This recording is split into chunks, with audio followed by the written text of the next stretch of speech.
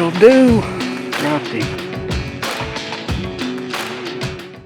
What's up, guys? It's Will, and welcome you back to the HuntStand channel for this week's episode of the Whitetail Posse. On today's episode, we are going to be heading out to Kentucky with our very own Josh Honeycutt, as he is chasing after, honestly, a couple of different big bucks. And so he heads out into the field, and he has quite the surprise. He's got a shooter buck that he actually had an opportunity on but chose to pass, but I'll let him talk about that in this week's episode. And so he gets an opportunity, and within that opportunity, he is going to teach y'all how to utilize HuntStand to put the perfect stock on a deer. You know, sometimes when you start putting the stock on a deer, you get disoriented.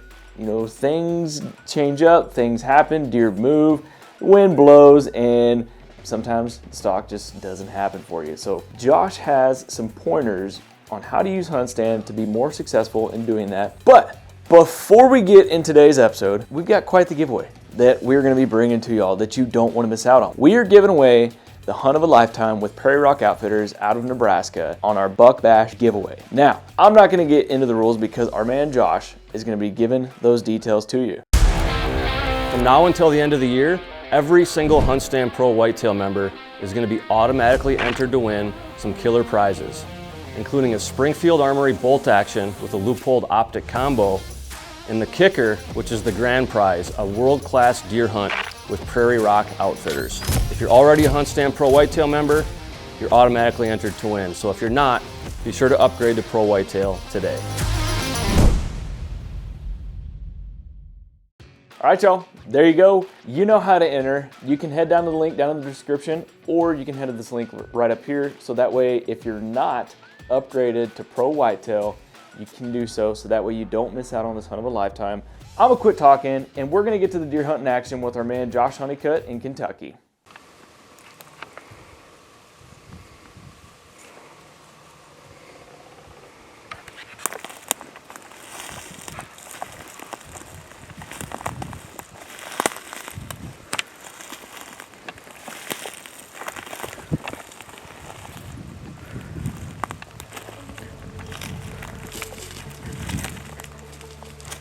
I promise I'm not hunting inside of a high fence. It's just a really silly fawn that doesn't know any better.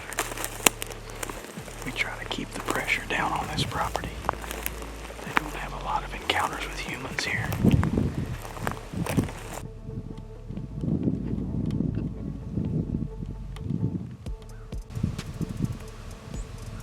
So that's the deer I call Longhorn. I was walking in here to a new stand that I hung, trying to target this deer. I hung it yesterday afternoon. Because for this deer in Big Brow, this is also the deer that I filmed and passed down here the second day of gun season. We've got only a few days of gun season left, and I don't know if I have it in me to pass this deer again. I just don't know if I can do it. So I think I'm gonna make a play on this deer. I actually just filmed him breed another doe the last time I saw him. He was breeding a doe right down here about 300 yards from where he currently is. I don't know how to get to him. They're way out in the open right there. I think my only option is to get a cedar tree in between me and them. Really quick, before I move, one thing that's really important when you're stalking deer is to drop a pin in HuntStand where you think that deer is bedded. And I've got a good line on where he's at between me and the cedar tree, so I can drop a pin knowing exactly where that deer is. Because when I'm gonna move left and right twice to get in position, and there's a good chance that it's gonna look different to me when I get over there, and I'm not gonna know exactly where they're bedded down at. So I'm going to ease up here after I've dropped a pin and HuntStand to show where that deer is. That way when I get over here, if I do lose my bearings, all I gotta do is pull it back up, see where they were.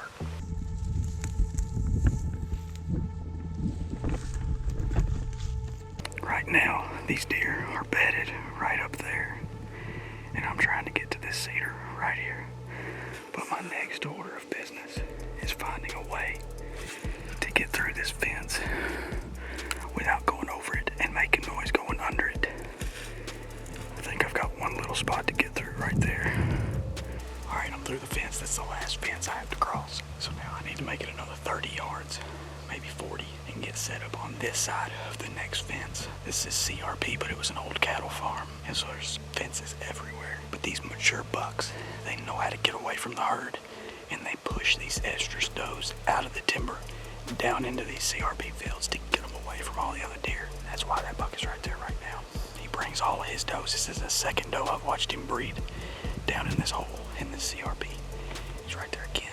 Hopefully we'll get a shot, get set up while they're still bedded, and wait for him to stand up.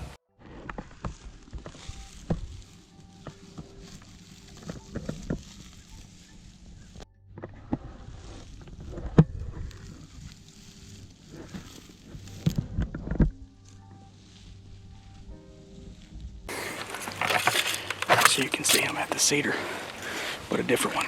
I went to that low spot where I said I was gonna go. Didn't have the vantage, I was too low. Couldn't shoot that deer even if it stood up. So I was circled above these deer. I'm gonna get in a tree stand right here that I hung a few weeks ago for this particular scenario, in case a deer was out here. So it's 2 hours since I first saw these deer, from the time that I spotted them until I finally got settled in here into this stand. I'm only about 8 feet off the ground, but it gives me just enough elevation to see these deer. I think they're still here, unless I bumped them when I got going down that fence row, because it was loud in that CRP. Well, it's impossible to walk quietly on CRP. Or if I bumped them whenever I came up this other fence row, because I've been to their west and I've been to their south, and I've got a south wind, but I think that they're bedded just over the hill here from me, about 125 yards in a bowl.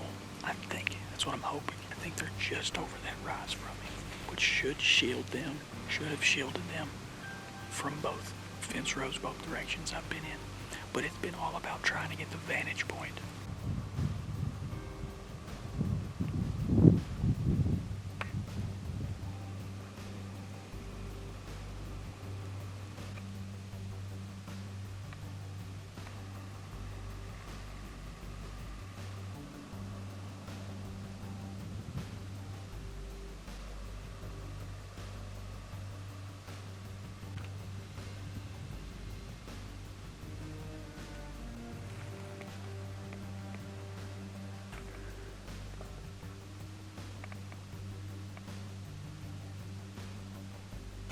So he briefly stood up for just a second and then laid right back down. Didn't stay up long enough to even get the camera on him. But he's out here about 100 yards. He's a lot lower than I thought he was, 20 or 30 yards, but still pretty much in the general vicinity that I thought.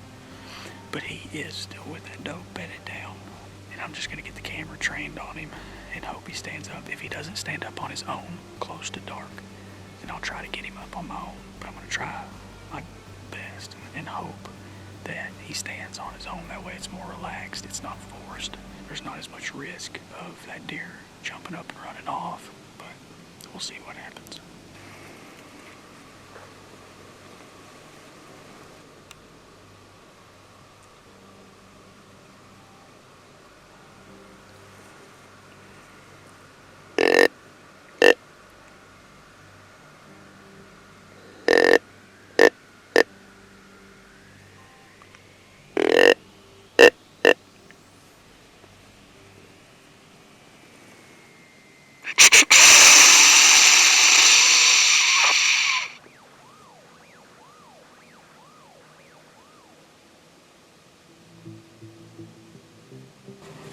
Right here, one of these does, I had 3 does right here that caught me moving.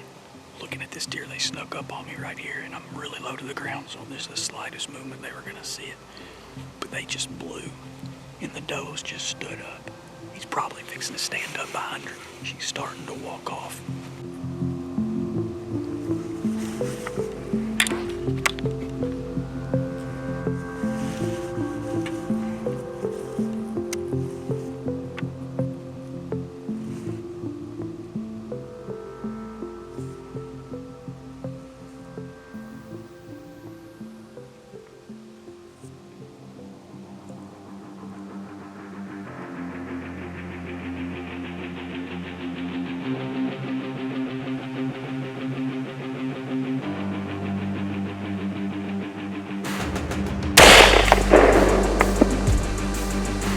That'll do.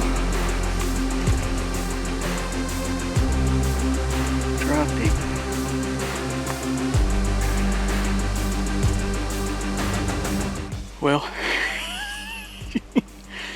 I don't know what to say other than that worked.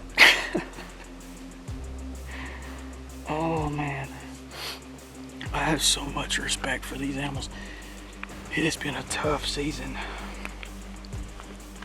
That deer I've worked for. First shell of the year, first shot of the year, first opportunity of the year, and we've only got a handful of gun season days left. But we got one right there, and he's a good one. Man, just super honored and blessed and thankful. That right there, that's something else to be thankful for. Super happy with him. Well, we're going to retrieve him. My dad come to help me get him loaded up here, and well, he's right up here. I think he's right up here on the right hand side of this particular road. So we're going to ease up here, see if we can't recover.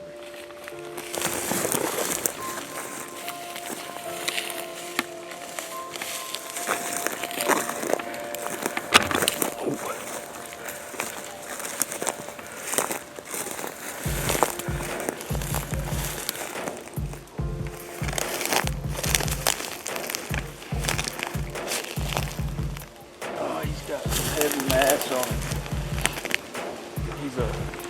He's not a wide deer, but man, he's got some long beams. And his bases, I can just barely, can't even really get my fingers around his bases. He's quite a bit heavier than I thought he was. I've actually been passing this deer, probably shouldn't have been. Man, it's a lot better than I thought he was. What a pretty deer.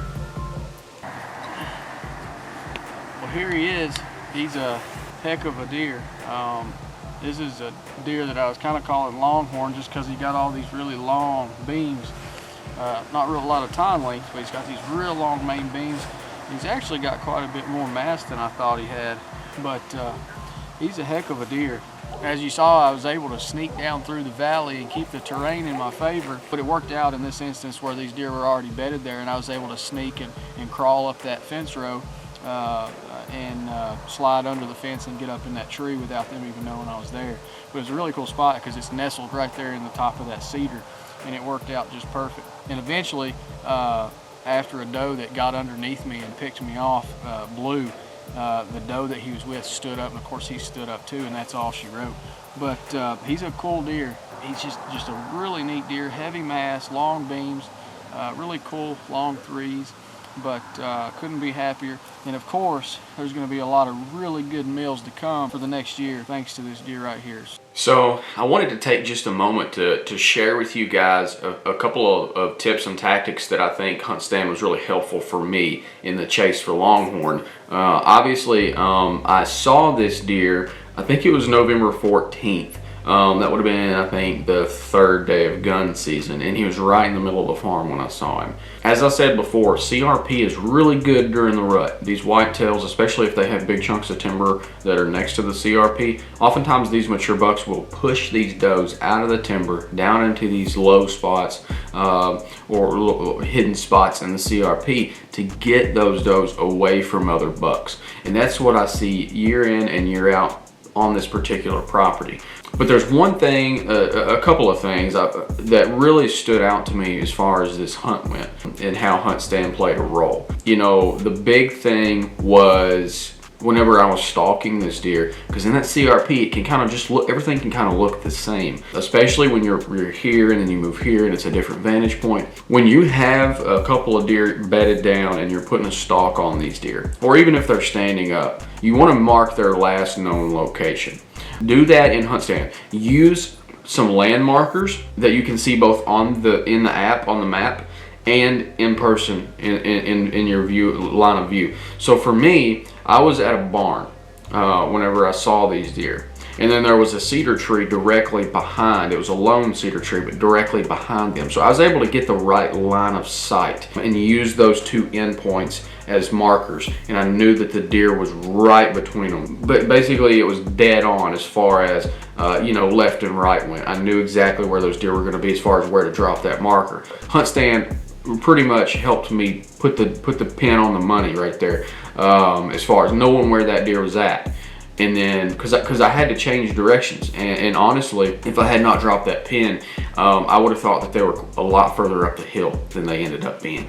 So that's a definite helpful tip as far as how you can use HuntStand whenever you are trying to determine where those deer are at when you're going to stalk, and you know you're going to lose sight of them and lose where they're at. Another thing that's really helpful is using the line distance tool. If you're trying to get within a certain range, like if you're bow hunting or if you're muzzleloader hunting, or even if you're rifle hunting for that matter, and you know you need to get within a certain different distance, you can use that line distance tool in HuntStand to start and put your start and stop points, or your beginning and end points for that distance, where the deer is and where you think you want to get to, and see how far that is. That way you can know if that's going to put you in range or not. So those are two big things that HuntStand is really helpful for when you're stalking. Obviously there's other advantages as well, using those topo maps to see how you can use that terrain. Also keep an eye on the wind direction, because you're going to be able to look at that and see how that wind is going to change throughout the day. It took me about 2.5 hours from the time I saw those deer till I got in position, and then it took another hour to hour and a half, I think, for those deer to actually stand up and for him to give me a shot. Keep an eye on that, because you never know when that's going to shift and be out of your favor. So that's how things played out for this hunt, how HuntStand kind of played a role in it. It was just a fun hunt, really cool. There's a lot of the season left though. I've got a couple of people that I still have to take. I am signing off for now, but I'll see you again soon. We just want to say big congrats to Josh on putting down a big Kentucky buck. I wish I could do that myself. This year has been quite the challenge, but here in about a week or so, you're going to see the next Whitetail Posse episode where I have an opportunity on a great Central Texas buck here myself. But kudos and congrats again to Josh on getting it done in Kentucky. Hopefully y'all can take some of those HuntStand pointers he used to put the stalk on that deer and get it done and not affect those deer, so he could get up in that stand and put himself in a position to shoot that deer. So congrats again, man. And remember, y'all, if you don't want to miss out on any of our Posse episodes or any of the other great content we do, make sure you hit that like, smash that subscribe button, and hit that little bell button down there below so you don't miss out. 2022 has been big, and we expect 2023 to be even bigger, and we're bringing some awesome stuff to y'all. Thanks again for tuning in to this week's episode of the Whitetail Posse, and we'll see you on the next one.